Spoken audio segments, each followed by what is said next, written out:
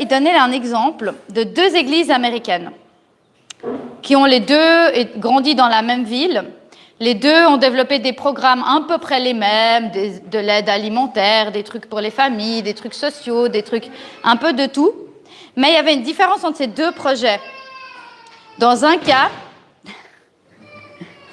le drame va passer au bout d'un moment, ça ira. Dans un cas, c'était une église libérale qui ne croyait pas que Jésus était mort pour nos péchés et qu'il était ressuscité corporellement. Donc dans un cas, c'était vraiment une église, on va dire, un peu comme ça, sans Dieu, parce qu'ils ne croient pas vraiment à l'évangile. Et dans l'autre cas, c'était une église avec plein de similitudes, avec plein de croyances normales, comme nous, enfin, qui confessantes, qui croient en Jésus, etc. Et il s'est basé sur cette expérience-là pour dire qu'en fait, techniquement, on peut créer une église sans Dieu. C'est-à-dire que des gens qui n'avaient même pas la puissance de Dieu, parce qu'ils ne croyaient même pas à l'évangile, ils ont quand même créé une église avec des gens et ça se développe et tout. Et du coup, il challengeait en disant « Attention, dans le milieu évangélique, évidemment, on ne va pas être dans un côté de ne pas croire à Jésus et tout, en principe, hein, sinon on n'est pas dans le milieu évangélique. Mais par contre, on pourrait développer une église sans compter sur la puissance de Dieu. Et lui, ce qu'il va dire, c'est que en fait, les églises comme ça, c'est les églises qui vont créer des programmes basés sur la similitude des gens. C'est-à-dire les programmes pour maman, les programmes pour motard, les programmes pour toutes sortes de programmes. Ça ne veut pas dire qu'il ne faut pas qu'il y ait des programmes. Mais en fait, c'est genre, en fait, on essaie de développer un programme. On essaye de comme prévoir un truc qui attire les gens et qui font qu'ils développent des relations entre eux. Et du coup, ils viennent pour ces relations et pour ce programme qui les attire, qui les concerne eux personnellement dans leur truc, mais qui n'ouvre pas plus loin. Vous voyez un peu ce que je veux dire? Donc il disait, en fait, si on ne va pas plus loin que ça, on pourrait être totalement dans l'humain et pas du tout dans la puissance de Dieu. Bon, c'est un peu caricatural parce qu'effectivement, pour se repentir, il faut quand même la puissance de Dieu et tout ça, mais voilà, techniquement, tu peux créer ton église et en fait, elle peut se développer sans que ce soit Dieu, mais du coup, c'est pas ce que nous, on veut. Donc là, j'aimerais vous présenter la première image. Donc ça, c'est la première image que j'ai vue, que j'ai réussi à trouver sur Internet. Et là, est-ce que vous arrivez un peu à me décrire cette image? Alors, c'est une image qui montre, qui illustre toutes sortes de profils. D'ailleurs, le texte est encore plus explicite. Unité dans la diversité. Voilà. C'est en fait une façon d'illustrer que c'est en fait pour les églises, on va dire que c'est une façon d'illustrer le fait que Dieu a vraiment créé l'être humain à son image, une image qui est vraiment qui est multiple, diverse, enfin voilà. infinie, on va dire. Voilà. Donc, qu'est-ce que tu vois comme diversité sur cette image, par exemple? On peut imaginer quoi là? Ouais, différentes couleurs, ouais. Différentes tailles, ouais. Du coup, on peut différents sexes, ouais. Ouais, différents corpulences. Donc, on peut imaginer aussi différents âges, différents... On peut imaginer beaucoup de choses, parce que là, c'est une photo. Et ça, c'est la photo que j'ai trouvée la plus unie dans la diversité. Une vraie photo, je n'ai pas trouvé. J'ai trouvé ça. Et en fait, j'ai appelé ça unité dans la pseudo-diversité. Parce que vous pouvez me décrire un peu en quoi vous voyez de la diversité, mais en quoi vous voyez aussi de l'uniformité sur cette photo. Ouais, il y a une même tranche d'âge d'à peu près 40-60 ans ou 35-60 ans à peu près. Hein, ouais. Il y a quoi d'autre? Ouais, bon, ça, c'est vrai. Il pourrait y avoir quelqu'un qui n'a pas de main, c'est vrai, on aurait pu. Bon, ça l'aurait peut-être un peu trop exposé sur cette photo. Et qu'est-ce qu'on pourrait dire d'autre? Un peu le même style, donc à peu près la même classe sociale aussi. Hein. Donc c'est des gens, on pourrait se dire, ouais, en fait, cette photo, j'ai trouvé en tapant unité dans la diversité, et c'est la plus diversifiée que j'ai réussi à trouver. On voit différentes couleurs, différentes cultures, un petit peu les âges, c'est pas pile le même, il y a une petite fourchette. Mais grosso modo, hommes et femmes sont représentés. Mais grosso modo, on voit aussi des gens qui s'habillent un peu de la même manière. On peut imaginer, ils sont tous dans la même boîte, ils travaillent tous pour la même chose. Et en fait, ils ont tous un monstre point commun, leur travail, en fait. Donc, en fait, ils se croient dans la diversité, mais ils ne le sont pas. Ce serait de la diversité si là, il y avait un clochard là au milieu. Non, mais c'est vrai, on va prendre, ce serait quoi de la diversité là? Un grand-père de 80 ans? Un petit enfant? Ouais. Voilà, on peut donner d'autres exemples, hein, peut-être des personnes en situation de handicap. Voilà, différentes situations de vie, différents âges, Voilà. Et c'est fou comme on a tendance à être vite dans les mêmes avec les gens qui sont pareils que nous. Donc là, j'ai voulu prendre une photo de l'uniformité dans sa caricature. On va se dire, ah non, mais nous, on n'est jamais comme ça, on n'est pas dans l'uniformité. Ça, c'est sûr, c'est la caricature. Mais en fait, si je tape une photo groupe d'amis, je tombe sur ça. Et ça, pour moi, c'est de l'uniformité aussi. Qu'est-ce que vous voyez? Quelle est la diversité sur cette photo et quelle est l'uniformité qu'il y a sur cette photo? Il n'y a pas d'athlète, parce qu'il n'y a pas de noir. Voilà, il n'y a pas de noirs, il n'y a pas d'autres cultes. Ils sont tous jeunes. Ils ont l'air d'être à peu près tous étudiants, tous habillés à peu près de la même manière. Ils sont tous les mêmes. Et en fait, on aurait tendance, quand on se voit quelqu'un, on se dit « Oh, lui, il a l'air sympa » ou « Oh, elle a l'air sympa ». Mais en fait, on ne se dit pas « J'ai envie d'être dans l'uniformité ». Personne ne se dit ça. On se dit juste « Lui a l'air sympa » ou « Elle a l'air sympa ». Et inconsciemment, c'est toujours les gens qui nous ressemblent. On va s'intéresser, on va se dire « Oh, il a l'air cool » et tout. Mais en fait, il y a souvent beaucoup de points communs, que j'en ai conscience ou pas, avec moi. Et donc, en fait, on va aller de toute façon naturellement vers l'uniformité si on ne prend pas conscience de ça. Yes, vous êtes avec moi? Oui. Donc, l'unité dans la diversité, on l'a déjà vu 2 fois. Vous vous souvenez dans quel thème on a parlé de ça? C'est pour ceux qui se souviennent. Ouais, dans l'Église. Et Dis Éphésiens aussi. Ouais. On a fait dans la série sur Éphésiens et dans la série sur l'Église et on refait ce soir. Ouais. Pourquoi? Parce que Christ l'a dit, on est déjà un petit bout là-dedans, mais on va l'être de plus en plus. Vous voyez, si on regarde notre groupe, on est quand même, il y a beaucoup de jeunes, il y aura quand même aussi beaucoup on a aussi un peu d'uniformité entre une partie d'entre nous, ce qui n'est pas mauvais. C'est bien, c'est normal. On est amis, on a nos amis, il le faut, c'est bien. Mais on va aller vers quelque chose d'encore plus grand, parce que maintenant, vous voyez, on a les mamans qui se rajoutent, Jasmina, Ratna, et puis il y en aura encore d'autres. Maintenant, il y a des bébés qui se rajoutent, vous voyez, et puis ça va aller de plus en plus. Pourquoi? Parce qu'on va passer au dimanche matin. On va passer au dimanche matin, on aura un programme pour les enfants et on espère attirer encore des familles et des gens de différentes tranches d'âge et de différents rangs sociaux. Moi, j'aimerais que parmi nous, un clochard, il soit bienvenu là. Comme Jacques, il dit, hein. Jacques, il le dit dans son livret, il est assez strict avec ça. Hein. Moi, j'aimerais que parmi nous, un riche, j'en sais rien, un milliardaire, là, bon, s'il veut venir se sponsoriser, hein. On va pas le... Non, je rigole. Mais quelqu'un qui soit milliardaire, ben, en fait, il va être bien accueilli, il va être bien intégré, mais on va pas non plus lui faire le tapis rouge parce qu'il est milliardaire. En fait, on est unis, en fait. Vous comprenez? Vous voyez ce que je veux dire? Non. Après, voilà, mais... Qu'est-ce que je voulais encore dire sur cette slide? Une raison pour laquelle j'ai envie de remarteler avec ça, c'est oui, d'une part parce que c'est devant nous, et j'aimerais qu'on soit spirituellement préparé à ça. J'aimerais que notre cœur se dispose à vivre une relation dans l'amour, dans l'intérêt de l'autre, sans que ce soit toujours dans mon intérêt, et qu'on puisse se préparer à ça, d'accord? Mais aussi parce que ça traverse le Nouveau Testament. En fait, on va reparler de ça souvent, parce que tout le Nouveau Testament, presque, on est imprégné, parce que ça découle de l'Évangile. Vous comprenez? Oui. Donc, on va se préparer à ça. On le vit déjà un bout, mais on va le vivre de plus en plus, et on aimerait pouvoir vivre quelque chose de très fort. OK?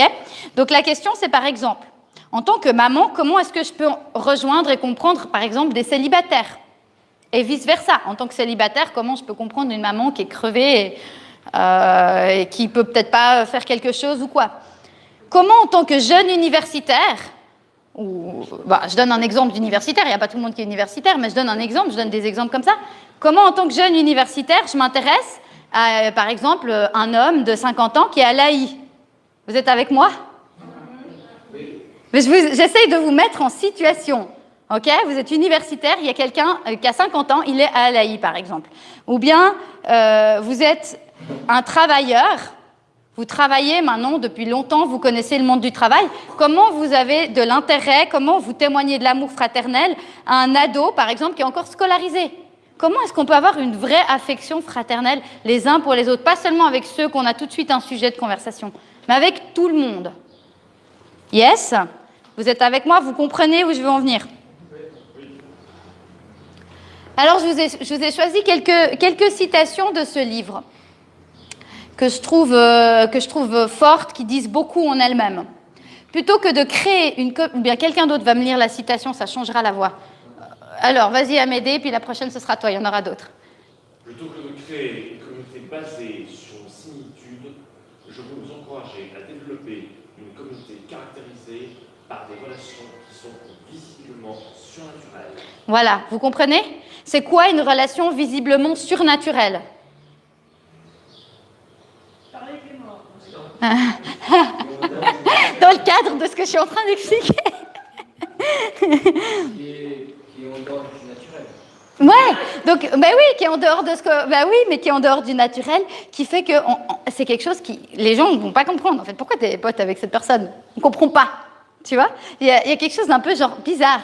Je vous donne un exemple. Par exemple, Mélina, elle m'avait raconté qu'elle était amie avec une dame de genre 80 ans. Elle était vraiment amie avec. Puis moi, je m'étais dit, purée, c'est bizarre. Je comprenais pas trop. Mais c'était vraiment une amitié spirituelle. Donc, elle va peut-être pas fêter son anniversaire de la même manière avec cette femme et tout ça, mais elle se retrouvait pour prier, elle se parlait. Puis c'était vraiment une amitié spirituelle. Et ça, c'était vraiment une amitié, j'ai envie de dire, surnaturelle. Enfin, je ne sais pas si vous êtes avec moi, mais ouais. En fait, il n'y a rien de spécial à être sympa avec les gens comme nous. Et il n'y a rien de spécial. Jésus, il disait, par exemple, il n'y a rien de spécial si tu invites tes amis pour venir manger. L'hospitalité au sens biblique, ce n'est pas vraiment ça. C'est pas mauvais, c'est pas interdit de le faire. On peut le faire, bien sûr qu'on peut le faire. Mais on n'est pas récompensé au ciel pour quelque chose d'extraordinaire qu'on a accompli en faisant ça. En fait, là, on a juste pris un bon moment avec des potes, on n'a rien fait de spécial. Par contre, si on invite, par exemple, des indigents, des gens qui sont pas, voilà, qui peuvent pas forcément nous réinviter en retour ou qui, là, en fait, on fait quelque chose d'autre. En fait, là, notre cœur, il s'ouvre à quelque chose d'autre. Vous comprenez? Et ça, aller vers les gens qui sont différents de nous, on ne va pas se mentir, ça nous coûte. Ça nous sort de notre zone de confort. Je vois le visage de certains, je crois qu'il y en a certains qui sont avec moi. Vous êtes d'accord, ça coûte quand même. Si la personne, elle nous paraît différente, on a l'impression qu'on ne sait pas de quoi on va parler, qu'elle nous paraît trop différente de nous, ça peut nous dire, il me faut quelque chose pour aller, ok? Mais c'est ça qui glorifie le Seigneur. Si on reste que dans notre zone de confort, ça ne glorifie pas le Seigneur. Vous comprenez? Notre zone de confort, c'est notre zone de confort. Il n'y a rien de particulier. Alors, comment on doit faire dans le concret? Est-ce que je dois passer, par exemple, toute la soirée avec la personne que je connais le moins? Ou est-ce que je dois juste saluer tout le monde? Ça, je n'ai pas envie de rentrer trop dans le concret parce que j'ai envie de dire, en fait, c'est entre le Saint-Esprit et vous. Vous comprenez? Que vous trouviez avec le Saint-Esprit, en prenant à cœur l'amour, trouver le chemin. Vous comprenez? Et donc, on arrive sur ce verset que Chris, tu vas lire haut et fort, du coup. Enfin, si tu es toujours motivé. Oui, bien sûr. Aimez-vous les uns les autres, comme je vous ai aimé. Vous aussi, aimez-vous les uns les autres. À ceci, tous reconnaîtront que vous êtes mes disciples, si vous avez de l'amour les uns pour les autres. Ok. Ouais. Jean 13, 34, 35. Ok. C'est des paroles de Jésus. Avant de dire ça, il dit, je vous donne un commandement nouveau. Ok. Donc c'est un commandement. Si vous voulez être disciple de Christ, en fait, vous devez faire ça. C'est pas une option. Est-ce que quelqu'un veut un petit peu commenter ici, aimez-vous les uns les autres? Qu'est-ce que ça pourrait impliquer? Oui? Peut-être se mettre dans les bottes de l'autre. Ouais. Si c'était toi, comment est-ce que tu voudrais que tu voudrais être seul, tu voudrais parler avec des gens? Ouais. Ouais, exactement, ouais. Est-ce que quelqu'un d'autre veut dire quelque chose par rapport à ça? Oui, Yakin? Ça fait penser au service. Ouais, oui.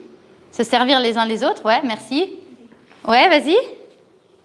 Alors, comme il a dit Jésus, et après, comme je vous ai aimé, ça veut dire qu'on va se mettre dans la peau de Jésus et aimer tout le monde comme lui l'a aimé, justement. Donc, peu importe les différences, etc., aime de tout ton cœur. Ouais, merci. Oui, vas-y, dis quelque chose. Amour inconditionnel. Ah oui, oui, oui, magnifique. Merci beaucoup, ouais. Exactement. Est-ce qu'il y a d'autres personnes qui veulent dire? Ouais, vas-y. Ne pas porter de jugement. Parce que très souvent, on a très souvent tendance à. Ouais, c'est là comme ça dit. Ouais, puis elle a fait ça, puis tu sais, genre un peu commère. Ouais. Comme des petites vieilles qui sont là en train de commérer sur les. Ouais, on Ouais. va éviter. Ça, c'est un vécu. Ça sera vécu. Voilà, donc ne pas critiquer. C'est ça que tu veux dire, ma chérie. Ne pas juger, ou bien, par exemple, une amie qui parle d'une famille. Je donne pas de nom, mais j'ai une amie, par exemple, qui parle d'une de ses amies qui me dit ouais, elle est trop compte, elle est trop enceinte, elle a fait du l'argent, enfin, ce genre de choses. Ah ouais. Au final, déjà, ça ne me regarde pas, et Ouais. pas vraiment quand on fait ça. Merci, Mélanie. Est-ce qu'il y a d'autres personnes qui veulent réagir? Oui, Amédée? Alors, oui, il a été, Chris avait dit qu'on devait se mettre sur les seconds termes dans les bottes des autres. Alors, effectivement, alors moi, ça fait déjà, parce que j'ai tout 20 ans, que je peux apprendre à me mettre à la place des autres pour arriver là où j'en suis. Alors, d'un côté, c'était quasi obligatoire compte tenu de mon évolution et de ce que je suis. De l'autre, franchement, je peux vous assurer, sans me montrer jugeant, qu'il y a vraiment des gens dans ce monde dont je pense que ça leur ferait vraiment pas de mal d'apprendre à en faire autant. Je pense qu'il y a des gens quand on se met avec les autres, on n'a pas toujours la garantie d'en sortir grandi. Complètement. Par contre, là, ce soir, chacun va se sonder soi-même, en fait. Chacun sonde son propre cœur devant Dieu, et on veut tous progresser un petit peu. D'accord? Mais du coup, aimez-vous les uns les autres comme je vous ai aimé. Alors, vous aurez encore l'occasion de... Ah, Soubas, oui. Juste réagir aussi par rapport à ceci, tous reconnaîtront que vous êtes mes disciples. Ouais. J'ai l'impression qu'on reflète Jésus, mais ça doit être aussi une façon de partager l'évangile, parce qu'il y a cet amour qui va comprendre, qui n'a peut-être pas reçu par quelqu'un d'autre, qui n'a jamais vu, qui va simple partager l'évangile. Complètement, merci beaucoup. C'est vrai, vous êtes mes disciples. C'est comme ça que les gens voient, en fait, qu'on est ses disciples, parce qu'il n'y a pas d'autre point commun que Jésus-Christ. Et du coup, là, il y a un témoignage. Tu voulais dire quelque chose aussi? Tu n'avais pas levé la main? Non, excuse-moi. Donc voilà, vous aurez encore l'occasion de discuter plus dans le détail sur ce verset dans les petits groupes tout à l'heure, mais je voulais juste vous faire prendre ça à cœur, que c'est un commandement de Jésus, et puis que le modèle, c'est lui-même. Alors vous aurez encore l'occasion de méditer à qu'est-ce que lui, il a fait pour nous sauver, et comment nous, maintenant, ça nous fait, ça nous met en route. Hein. Ok, qui c'est qui veut lire cette vas-y. La nouvelle société que forme l'Église n'est pas fondée sur notre admiration mutuelle, mais sur notre admiration commune. Ok, donc ça, vous comprenez aussi. Hein. Notre admiration commune, en fait, on n'a pas besoin de se contempler les muscles les uns des autres, enfin, si vous voulez, hein, mais je rigole. Non, mais vous êtes magnifiques. Mais voilà, mais ce que je veux dire, c'est qu'on n'a pas besoin, même si on n'a pas d'admiration pour une personne, on n'a pas besoin d'en avoir, en fait. On n'a pas besoin d'en avoir. C'est un peu cru de dire ça comme ça, mais c'est vrai. On n'a pas besoin d'en avoir. Vous avez juste besoin d'admirer la même personne, Jésus-Christ. Ok? Et puis, je voulais encore terminer. Là, c'est une deuxième petite partie que je voulais encore vous donner par rapport à l'engagement. Donc, ce qu'il va dire, c'est que l'engagement à prendre soin les uns les autres dans la communauté, ça devrait être quelque chose de formel. En fait, quand on devient membre, d'après lui, on devrait se dire, OK, je deviens membre de cette église et je m'engage à prendre soin des autres membres. Vous comprenez? Et je trouve ça intéressant dans la démarche, en fait, que ce soit vraiment comme presque contractuel, entre guillemets. Hein. Donc voilà, je suis pas en train de... Là, je vous fais un petit, comme je vous ai dit, je vous fais un petit peu un résumé des premiers chapitres de ce livre. Je suis pas en train de vouloir faire à tout prix un plaidoyer et tout, mais ça me fait juste réfléchir, de me dire, en fait, si on fait partie d'une église, d'une certaine manière, on s'engage aussi à prendre soin de tous ses membres. Et ça permet aussi des initiatives, ça permet aussi de ne pas venir avec que des attentes, j'attends qu'on fasse pour moi, etc. Mais en fait, de venir pour faire pour les autres. L'engagement actif dans l'Église est le terreau pour une vraie unité entre les différents membres. Donc, ce qui va dire, c'est que si on s'engage ensemble activement, eh bien, ça va aussi aider à créer des liens parce qu'en fait, on est dans une même équipe. Yes. Donc, j'aimerais conclure maintenant.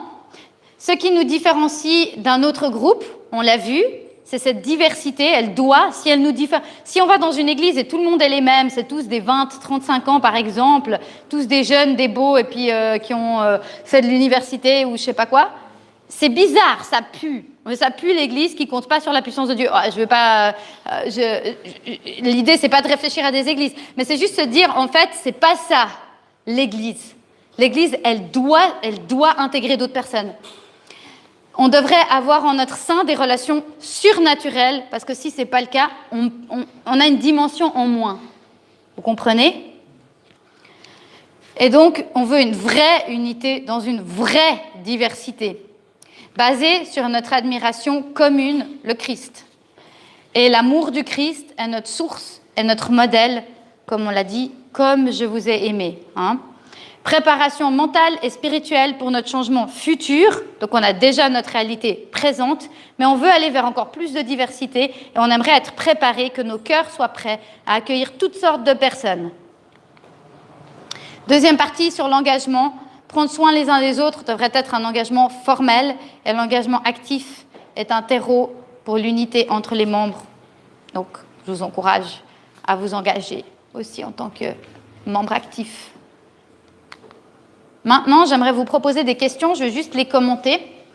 Donc, que signifie s'aimer les uns les autres comme Jésus nous a aimés? Donc, là, l'idée, c'est de donner des exemples concrets de ce que Jésus a fait, et puis de donner des exemples concrets de ce que nous, dans notre réalité maintenant, on peut faire.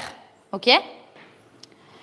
Comment compter sur la puissance de Dieu pour relever ce challenge? Parce que, comme on l'a dit, ça nous coûte d'aller vers les autres, et donc c'est là où il y a la puissance de Dieu qui intervient, parce qu'on veut compter sur sa puissance pour ça. Pas juste sur notre humanité, mais aussi sur sa puissance qui change nos cœurs et qui nous aide.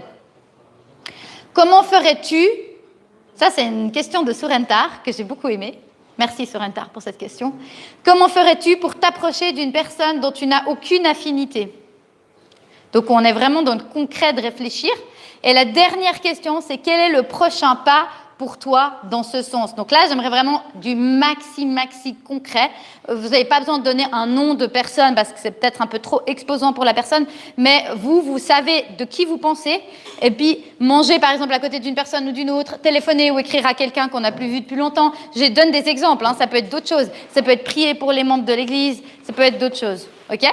Mais donc là, c'est vraiment de se dire, en fait, qu'est-ce que moi je peux faire et qu'est-ce que Dieu me demande de faire vraiment. On n'aimerait pas juste avancer. Ça, c'est un thème, je sais qu'on le connaît.